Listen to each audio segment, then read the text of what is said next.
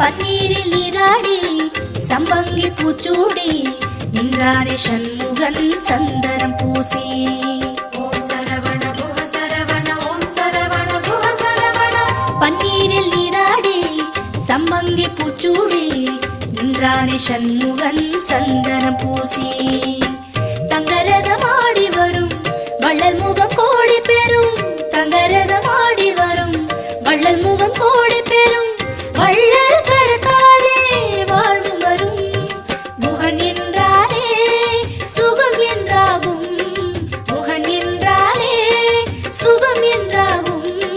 பழனி மலையில் பழகும் உறவில் பாசம் பிறக்கும்.